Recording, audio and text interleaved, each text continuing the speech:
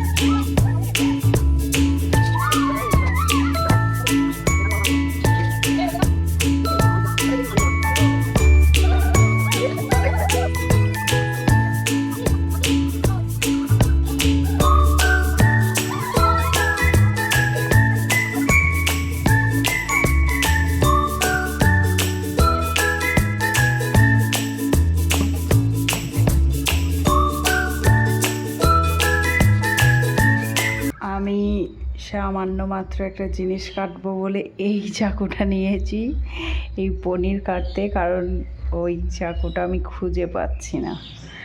এই চাকুটাকে ঘষে শান দিয়ে একটু ধার করে নিলাম। এখন আবার থালাটাকে উপড়ে দিয়েছি, উপর করে দিয়েছি, উপর করে এখন এটাকে রেখেছি। এটা দিয়ে এটাকে কাটবো এখন এটার মধ্যে।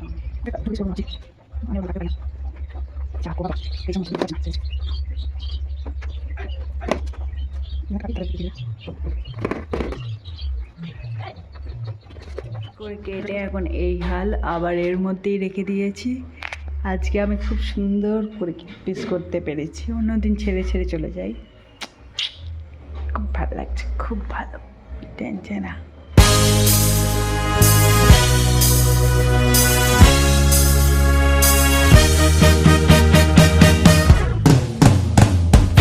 ফোনটা বন্ধ করে, এখন যাচ্ছে সবাই। ফোনটা বন্ধ কর। এখন মেথি কাটার জন্য সব চলছে, দা কুড়ুল কাটার যা পেয়েছে সব নিয়ে চলে এসেছে। চলো এখন জবাই হবে, মেথি কাটা হবে। মেথি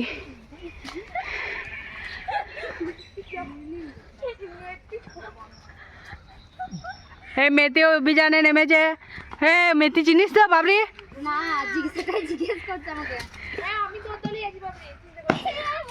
একটা বড় মানুষ তাও মেথি চেনে না, একটা ছোট মানুষ তাও মেথি চেনে না। এই থেকে সব গ্রাম থেকে বার করতাম। এরা সব আজকে প্রথম ট্রাই করতে চলছে। মেথি খেয়ে রিভিউ দেবে তোমাদেরকে যে কেমন হয় মেথি খেতে, ঠিক আছে?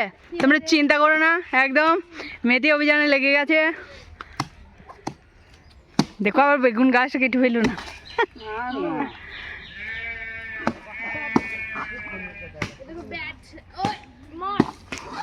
বাবা না,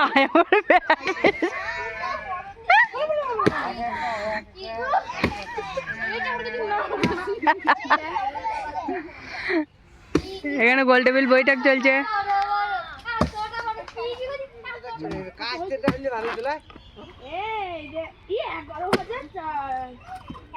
হ্যাঁ, 11,000? বাহ, খাবি না বিরিয়ানি? কোথায় বসেছে দেখো ছবি তুলতে। ও মা, কি সুন্দর লাগছে পুকুরটা।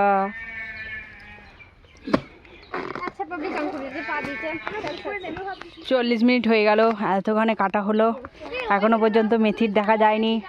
এই যে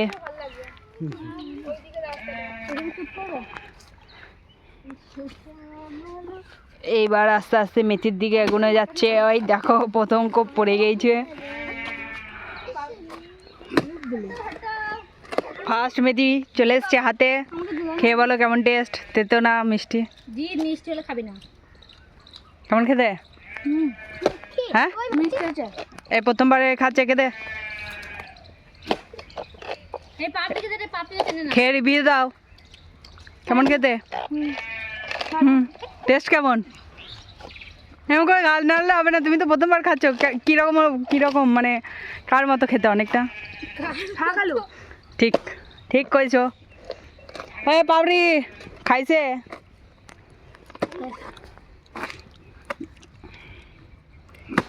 বেগুন গাছটা বলি হবে বলে ঘুর ঘুর করেই যাচ্ছে তখন থেকে। তখন থেকে সরাইতে সরছে আর না। আর এইটাকে আমি হাত দিয়ে এনে ধরে রেখেছি। ওই থেকে ধরতে গেলে কুড়ুল গেতে গেছে আর উঠছে না।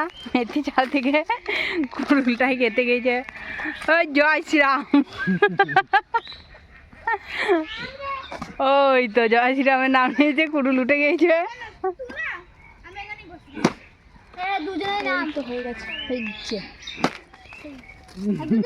ইরে বাপ রে, ইরে সর্বনাশ, এরকম করলে কিন্তু হবে না। করে কি দেখি এদিকে হাতে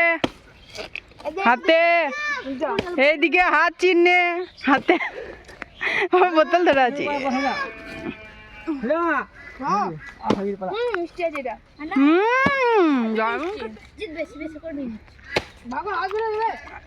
এত সুন্দর খেতে, আমি বোতলটা ফেলে দিলাম।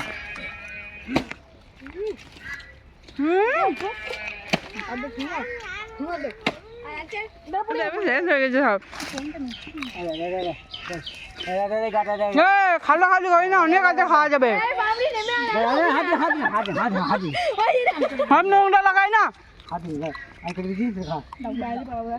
না।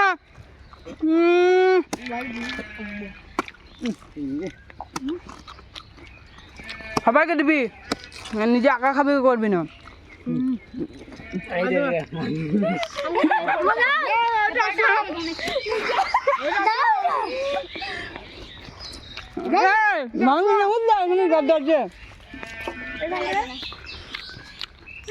রোল রোল রোল খাচ্ছি।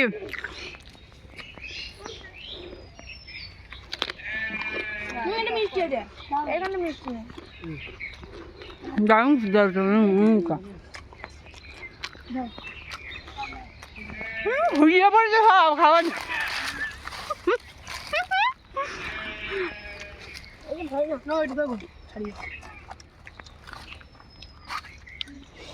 বাবরে বাড়ি আর জায়গা আনগারে। ধানগুলো তো মিলে দিয়েছি 3 জায়গায়, এখানে এক জায়গায়, এদিকে এক জায়গায়, আর ওই যে দূরে দেখতে পাচ্ছ ওখানে এক জায়গায় মিলে দিয়েছি। 3 জায়গায় মিলে দিয়েছি আপাতত। আর আমি এখনো বাড়ি যাইনি খেতে, কারণ হাঁসগুলো উঠে সব ধানগুলো খেয়ে নিচ্ছে, ওই জন্য আমি এখন বাড়ি যেতে পারছি না।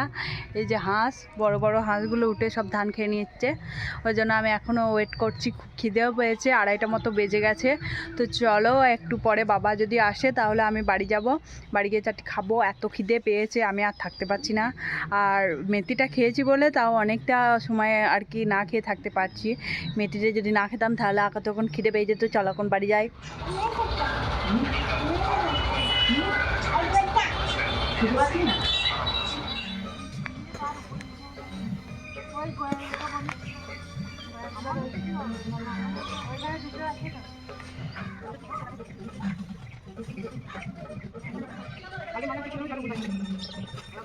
ভিডিওটা তোমাদের কেমন লাগলো তা জানিয়ে অবশ্যই একটি কমেন্ট করবে। দেখা হচ্ছে পরবর্তী একটি নতুন পর্বে। সবাই ভালো থাকবে, সুস্থ থাকবে, সাবধানে থাকবে। খুব তাড়াতাড়ি দেখা হচ্ছে নতুন পর্ব নিয়ে। Tata, bye bye. খুব তাড়াতাড়ি দেখা হচ্ছে।